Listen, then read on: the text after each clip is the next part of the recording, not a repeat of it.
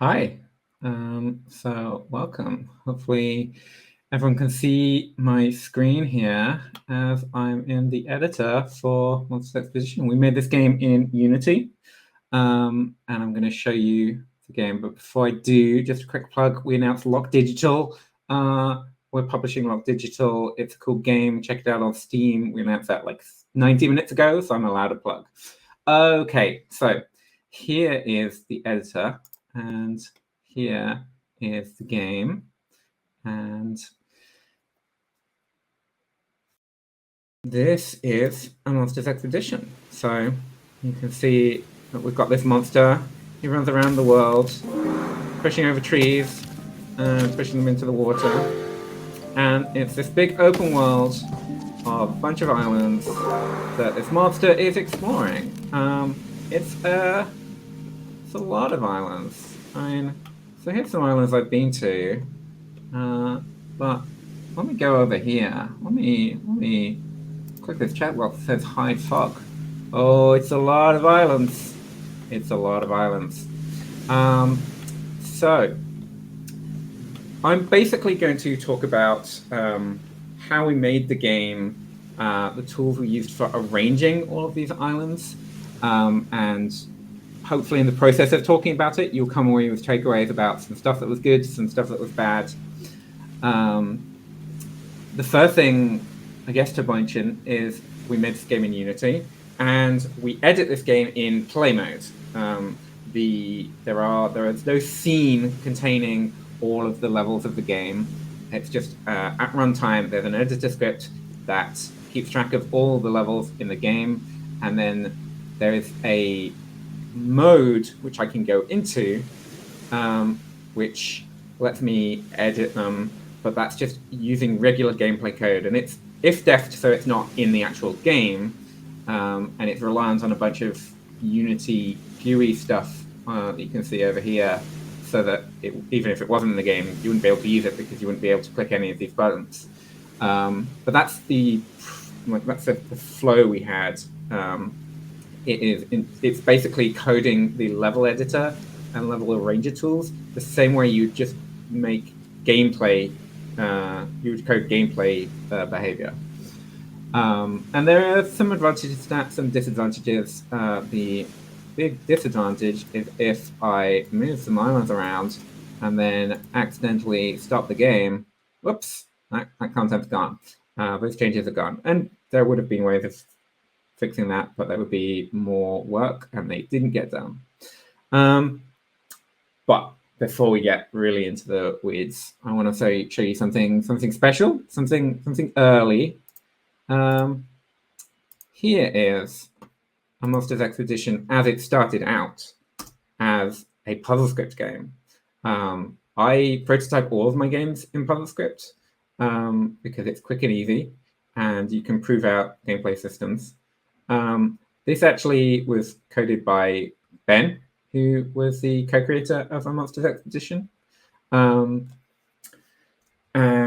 he did a lot of the early mechanics exploration, riffing off the basic concept of like, oh, what would this log shape do if you could push it around like this and roll it like that. So he made a version in PuzzleScript, and then we just started making levels. And so here's PuzzleScript if you're not familiar. It's got a bunch of sprites, which are all 5x5 images defined as a set of numbers, lots of sprites. Got a set of rules about the entire gameplay. That's all the rules for the game. That's all the rules for the game. And then levels are just text, and you can just click on a level to load it. One thing about this level is one of the first levels in the PuzzleScript version. This level is like identically in the actual game as one of the very first levels in the game. I think it's flipped, but this is that level. So you can see there's a lot of levels here. We made a lot of levels in PuzzleScript. We actually were still making levels in PuzzleScript as we were implementing the Unity version, just because it was convenient. So here's a multi-island level. Here's another multi-island level. So yeah, we spent a while making stuff in PubScript, but PubScript, super interesting, super useful, but not as interesting as the tools we made for arranging levels in Unity.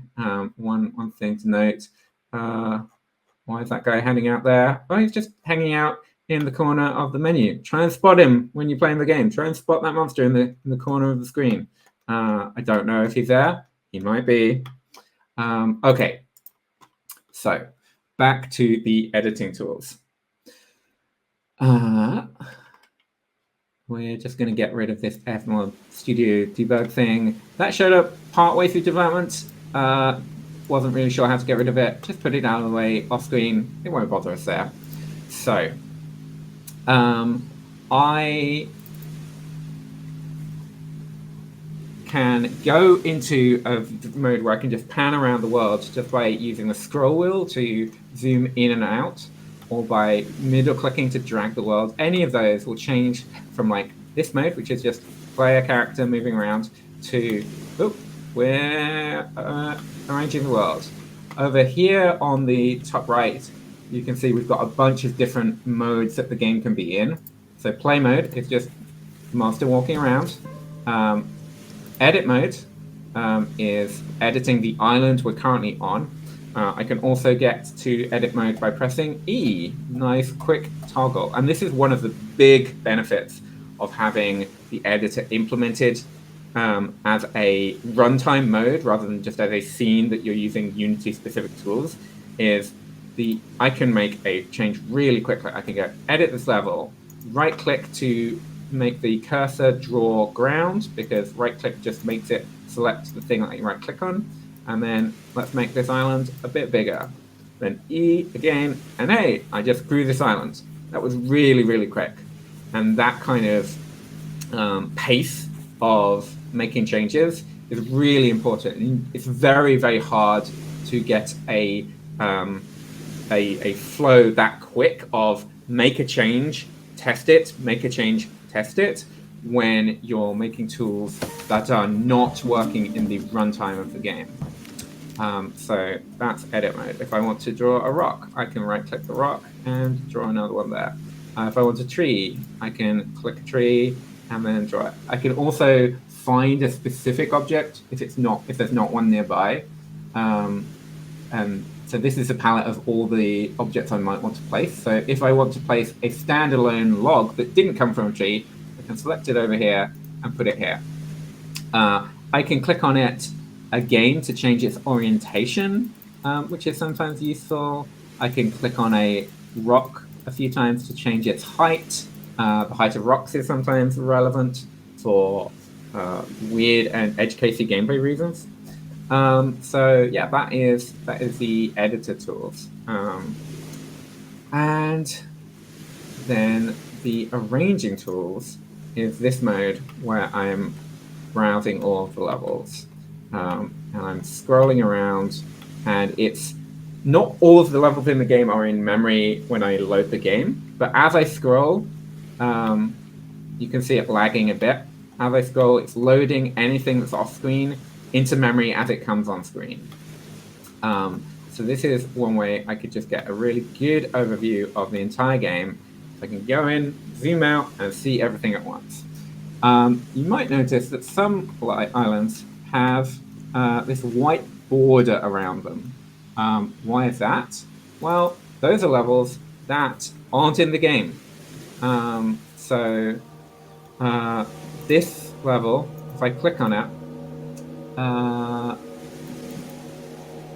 okay, now I've double clicked on it, and that's going to select it in the inspector, and that's also going to teleport me to it. So I can double click on any island to quickly teleport there.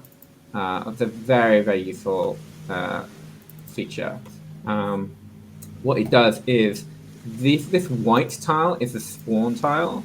Don't ignore the pink; it's fine. So that tile is where the player will spawn, mostly for convenience of editing tools, because when you actually go somewhere, the spawn point is generally the first tile you moved onto. But if I double click on an island where there's not a spawn point, then double clicking on that island will put me anywhere, which could be on top of a rock or on top of a tree. I'm in a tree. I can't get off the tree. Oh dear. Oh well. So going back to these editor-only levels, you can see. No, actually, yeah, there's a flag somewhere for making it editor-only, but I forget where it is. But I could also just click this button. Can I click that button? Oh, yep. And all of those levels are gone. Obviously, when we're making a build of the game to ship to platforms, then that's automatically on. It will never try and show editor-only levels. So I can use this to show what the actual game contains. But then if I'm in the middle of adding a new area, I can add them back in and then move them around. In this mode, I can select multiple islands and then just drag them around. So if this work in progress area needed to move, I can just select them all, move them somewhere new, and then drop them. You'll notice that they now all have this red stop sign symbol. That's because they've all changed. So I know that if I were to quit right now, those would be unsafe changes that are lost. But if I click Save All, then ta-da! I've just done something that I need to remember not to commit to a repository, because that would be bad. I mean, it wouldn't be bad. They're unused levels. The game's done. It would be fine. But one thing to bear in mind is that on disk, all of these islands are their own separate file. They're not a Unity scene. They're just a JSON file giving you all the information on all the different tiles involved in a level. So it's this big and this wide, and these are all the tiles in it. And now it's a different size because I've made it bigger. One benefit of having every different island be its own file on disk is that when tracking changes in Git, that makes it very convenient to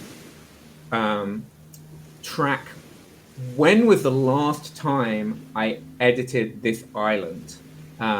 Because I might want to know, like, oh, I think I broke something with this island by making that change. Can I check what else I changed around that time? So I can look when that island was last changed, and then look at the commit message, and then look what I was trying to do with that commit, and then go, oh, yes, that was what I was trying to do last time I changed this island. So these are the things I have to bear in mind when I'm editing it now. Another tool we had for that is test case system.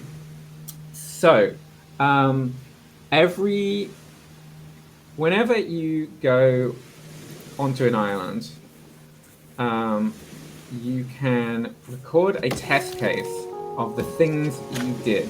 So I'm going to record a replay for this island, and that just kicked it out in a folder named after the island number it was on. Is that right? No. Why? Oh no, I think that's not right. I think this is island 2458, or it's actually level 2177.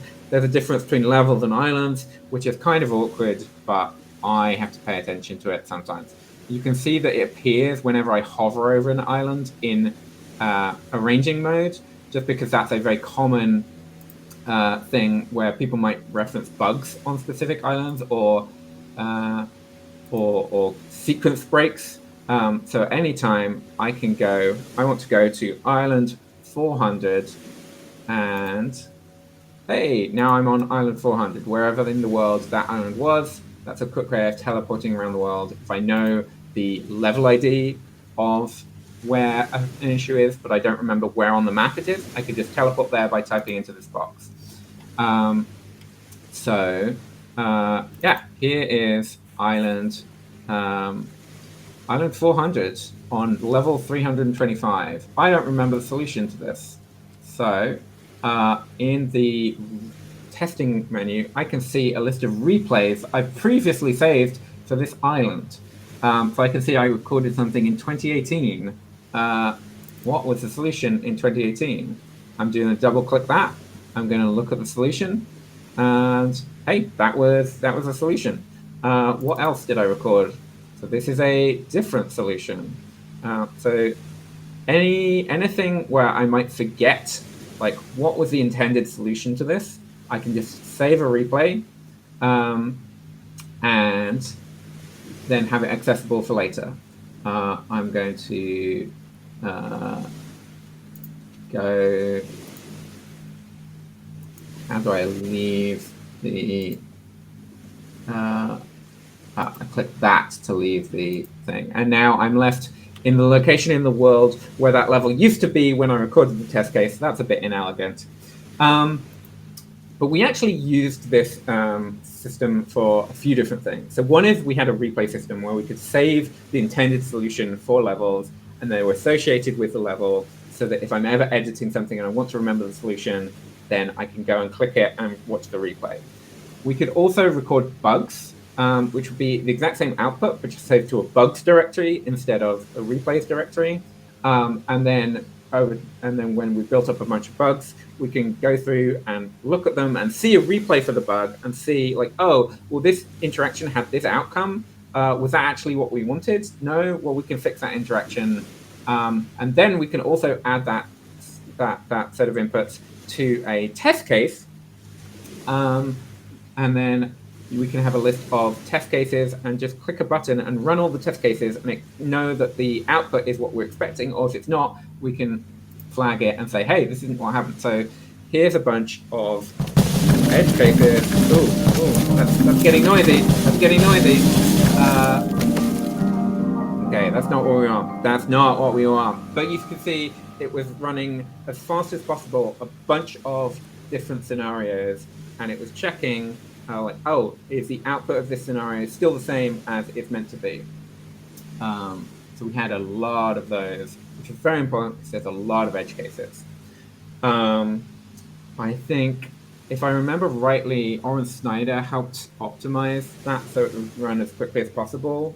Also, I should shout out Benjamin Davis, who is the co-creator, did a lot of the programming on this game, and Jamie Piconti, who helped me with a lot of the level arranging, the actual arranging of levels and figuring out where things should go.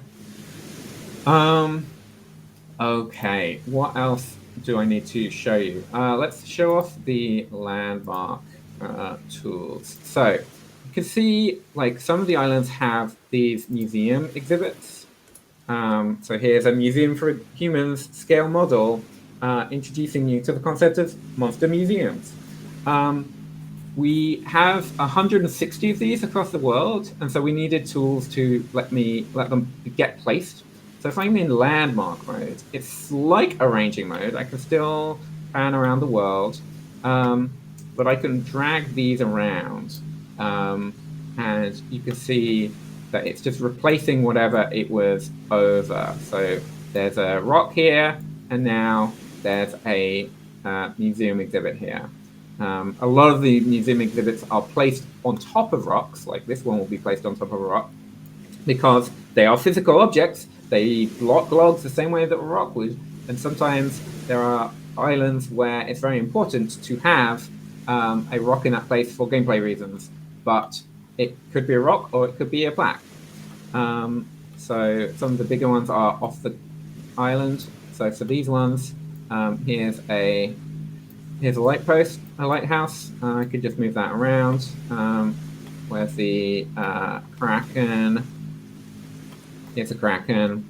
It's just a landmark. I can move that anywhere I want. For those islands, they had a plaque placed on the island, and then the island itself is tagged somehow as being associated with the Kraken in a way that is not super exciting. But just to remember the link between the off-island exhibit and the plaque that's on the island. That's not necessary for the exhibits that are on the same island that they're on. Those are very easy to link automatically. Something else we did with the tagging system is that every island in the game has a tag or several tags, a group, a biome. So like the biome is just used for the visible thing, and obviously we can just grab a bunch of islands and set the biome of them all automatically. So when there are multiple islands selected, these things will act on all of these selected islands. When there's only one, it will show you information about just that one island. And so here we can see we're currently on level 301, which is different to island 374. The reason there's levels and islands is because some levels have multiple islands on. That was a pain. Probably shouldn't have done it that way. Probably we should have had just like one-to-one levels and islands. But so it goes. So we can see this level is tagged with birch tree because it's not a birch tree anymore, but birch tree means tall tree. It's got this double height tree. It's tagged with cut over log, meaning that it uses that specific mechanic. And it's tagged with intro, meaning that we think this is a broadly approachable level that we can use at the start of an area to nicely onboard people. It's in group cut down over log, because that's the primary mechanic of this level. And so it's probably grouped with a bunch of levels exploring that concept specifically. And that was useful because sometimes I would make a bunch of levels. I would make way more levels than I knew what to do with. And as long as I would tag or group them correctly, I could just have them unadded to the world, but with the right tags and groups. And then when we came to making a specific area of the game, we could do a search. Hey, find me everything in this group. So I'm going to go, what's the push from water group? And I'm going to search for that. And now I have 24 levels selected. If I click focus camera, you can see that I have a bunch of levels selected. Where in the world? There's some over there. That was maybe not a useful thing because they're all spread out. Actually, maybe if I hide editor only levels and then do the same search.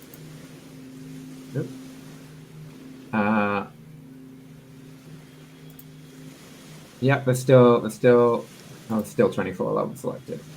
What's a better thing? This is the group intro. Hopefully, we only have the actual intro levels selected. So yeah, so that's 5 specific levels. These are the only levels with this group tag, and those are the very first levels of the game. And I was able to find all of them with that group by using that tool. Similarly, I could search for all the islands that have a certain tag, or I could search for things that have that tag and that group, or I could search for both. We can also use this tool to add tags or remove tags from the selected islands. Okay, coming up on 5 minutes left. Was there anything else I wanted to talk about? Yes. So one very important thing is if I am in here, you can see that there's like this symbol over here on this thing that will become, I mean, I've just added a second one, but for the purpose of this. So if I drag it around, you can see that this thing follows it around. This is part of this level. And there's another one over here from this level. That's a should be land tag, or not tag, object. That only appears in editor mode, but it's a reminder for me of where I want islands to join up. Like, this island wants there to be an exit here because that's the intended exit for this level. So I need to make sure that there is an island here for it to join to. So if I change the level so that they don't line up, I can see these visibly popping out of the water. I'm like, okay, no, that's no good. Similarly, some islands must have X's, which are locations which would be too easy to get to. So, for example, if I don't remember how. I guess it would be very easy. Well, no. So there would be. Yeah, it would be bad if this level was over here, because there would be some way. Oh yeah, that's right. So if there was like that, then you'd just be able to get over there like that, and that would not be the intended way to get over to that level. So these X's are placed in positions where we definitely don't want the land to be, because it would cause unintended solutions. Those were really important, and those show up if I'm in arranging mode. Those always show up while I'm in the editor, so that I can see, oh, there's an X there. Something was placed that doesn't line up in a way that's going to make for good levels. Okay, one cute thing to note. So if you go into the settings, you can turn on grid coordinates. The last part of the first part before the digit is just the X and Y coordinate of the tile you're standing on. Of the center of the island. But the second part after the digit is always the level ID and the island ID. And we did that so that if players give us a coordinate of a level that they're having trouble on, we can instantly see the level ID and the island ID from the information they've given us to find it in our game, rather than having to go, oh, well, 237 by 203, that's about this part of the world. Am I too far north? No, I need to go further down. So yeah, that's a nice way of embedding that information in an in-world way. Cool. I think that was everything I wanted to show. The main takeaway from the chat is that everybody's blown away by these tools. I guess here's a fun, quick question: is you mentioned that you had the islands saved to individual files so that you could commit them. Did you actually make sure you were using nice commit messages to keep track of the changes? Oh, really? Mostly. I mean, like sometimes it was just, oh, here's a bunch of like changes to the entire world combined into one commit, because it's hard to commit regularly when you're also just rearranging levels. But like anytime, like when we had problems reported, like, oh, I found this sequence break, a lot of the time that was like a nice easy change to chunk and go, okay, I'm fixing this issue, so I'm going to go into the world, I'm going to make the change that fixes it, I'm going to commit those changes. And so those were easy to chunk. It was less useful to chunk, like just making the game, but for fixes it was super useful. All right, thank you very much. There's loads more questions in the chat. Hopefully people will take them over to Discord. But thank you, Alan.